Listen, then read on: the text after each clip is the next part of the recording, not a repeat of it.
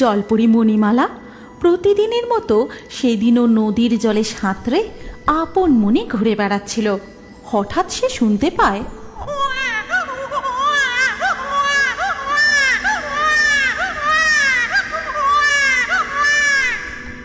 এ কি, কোনো নবজাত শিশুর কান্না মনে হচ্ছে।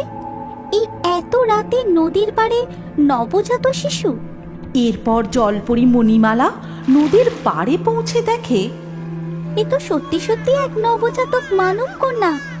আহা, একে এমন করে এখানে কে রেখে গেল?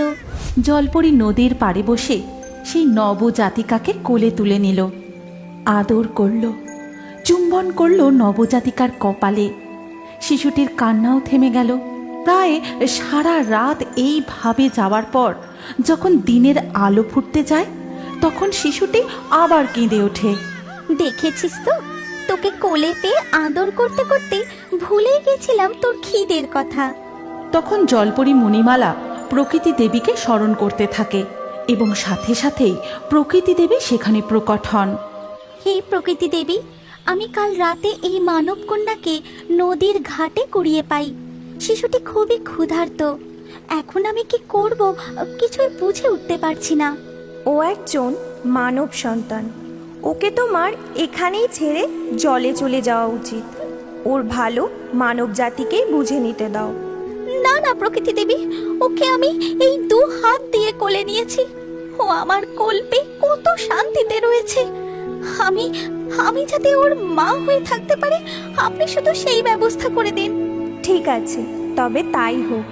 এরপর প্রকৃতি দেবী তার জাদু শক্তি দিয়ে মৎস্যকন্যা মণিমালাকে মানব রূপ প্রদান করেন।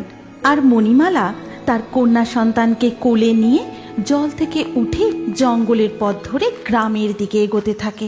কিন্তু এই যে জলপরি মণিমালা, ওই মেয়েকে আমাকে দিয়ে জলে ফিরে যাও।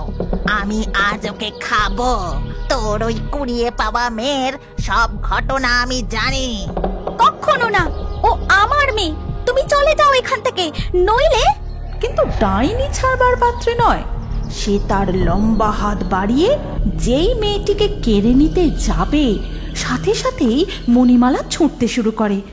প্রকৃতি দেবী, বাঁচান বাঁচান, প্রকৃতি দেবী, এই ডাইনির হাত থেকে বাঁচান।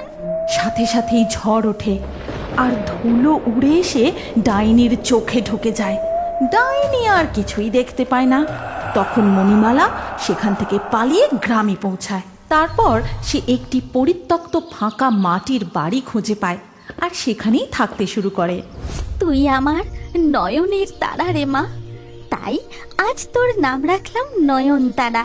কিন্তু তোকে বড় করতে গেলে, শিক্ষিত করে তুলতে গেলে এই স্থলভাগের মানুষদের মতন আমাকেও কিছু উপার্জন করতে হবে। এই কথা ভেবে সেই গ্রামে এর বাড়ি ওর বাড়ি ঘুরে কাজের সন্ধান করতে থাকে। আপনাদের কাছে কোনো কাজ আছে মা? বাসন মাজা, কাপড় কাচা, যা বলবেন করে দেব। অবশেষে সে একটা বাড়িতে কাজও পেয়ে যায়।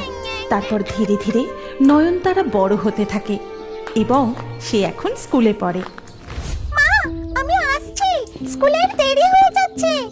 না না, একলা যেতে হবে না, রোজের মতো আমি স্কুলে পৌঁছে দিয়ে আসবো। কিন্তু তোমার যে খুব জ্বর মা, তার উপর আবার বাবুদের বাড়ি কাজে যাবে, আজ স্কুলে দিতে নাই বা গেলে মা। কিন্তু মণিমালা নয়নতারার কোনো কথাই শোনে না। সে মেয়ের হাত ধরে তাকে স্কুলে দিয়ে আসে। আর এইভাবে ধীরে ধীরে নয়নতারা আরও বড় হয়ে এখন সে গ্রামেরই এক কলেজে পড়ে। কিন্তু মণিমালা একদিনের জন্য নয়নতারাকে একা ছাড়ে না। এদিকে ডাইনি এত বছর ধরে চেষ্টা করছি ওই মেয়েকে খাওয়ার, কিন্তু কিছুতেই পারছি না। জলপরি মণিমালার থেকে ওকে দূরে করার একটা মতলব বার করতেই হবে। এদিকে দিন পেরিয়ে চলে। ডাইনি কিছুতেই নয়নতারাকে একলা পায় না। নয়নতারা তখন স্কুল কলেজের পড়া শেষ করে গ্রামেরই এক স্কুলে চাকরি পেয়েছে। আর যেদিন নয়নতারা প্রথম স্কুলে চাকরি করতে যাবে, মা, এখন আমি বড় হয়েছি, চাকরি করতে যাচ্ছি। তুমি কি আজও আমায় পৌঁছে দিতে যাবে, আনতে যাবে নাকি? ওরে, তুই বুঝতে পারছিস না, তোর যদি কোনো বিপদ হয়? না না, আমি তোকে পৌঁছে দেবো আর আমি তোকে নিতে যাব। কিন্তু এই প্রথম নয়নতারা তার মায়ের কথা শোনে না।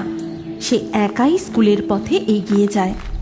আর এই সুযোগে বাবা, এই এত দিনের সুযোগ হয়েছে, কিন্তু ওর সামনে যেতে হলে রূপ বদলে যেতে হবে। এই কথা ভেবে ডাইনি এক বুড়ির ছদ্মবেশে নয়নতারার সামনে আসে। নয়নতারা, ও নয়নতারা, এদিকে শোনো মা। কে আপনি? আপনি আমাকে চেনেন? চিনি বই কি মা, চিনি। আমি তোমার ব্যাপারে সব জানি, আর সেই কথাই তো বলতে এসেছি। এরপর ডাইনি তার জন্ম বৃত্তান্ত সমস্তটা জানিয়ে দেয় নয়নতারাকে। আসলে সে কে তা বলে দিয়ে আরও বলে যে মণিমালা তাকে চুরি করে জোর করে তার কাছে রেখে দিয়েছে। এই কথা শুনে নয়নতারা খুব রেগে যায়। তারপর সোজা বাড়ি গিয়ে তার মাকে সমস্ত কথা জিজ্ঞাসা করে। বলো মা, এই কথাগুলো সব সত্যি কিনা আমাকে বলো। হ্যাঁ, এই সমস্ত কথা সত্যি, কিন্তু তা বলে চুরি? নয়নতারা সেখানে আর এক মুহূর্ত না দাঁড়িয়ে সোজা চলে যায় তার আসল বাবা মার কাছে। হ্যাঁ রে, তুই এত বড় একটা ছেলে হয়েছিস, নিজে কোনো কাজ করিস না, মা অসুস্থ তাকেও একটু দেখিস না, শুধু খাস, ঘুরে বেড়াস আর ঘুমোস। তুমি যাও তো এখান থেকে, কানের কাছে শুধু শুধু বক বক করো না তো। তুই আর তোর বোন যেদিন জন্মালি, মেয়েটাকে বোঝা মনে করে আমি নদীর পাড়ে ফেলে এসেছিলাম। সে যদি আজ আমাদের সাথে থাকতো, সে নিশ্চয়ই আমাদের খেয়াল রাখতো।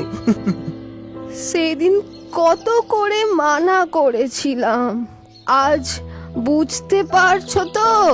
মেয়ে মানেই সে বোঝা হয় না, আর ছেলে হলেই তার রত্ন হয় না।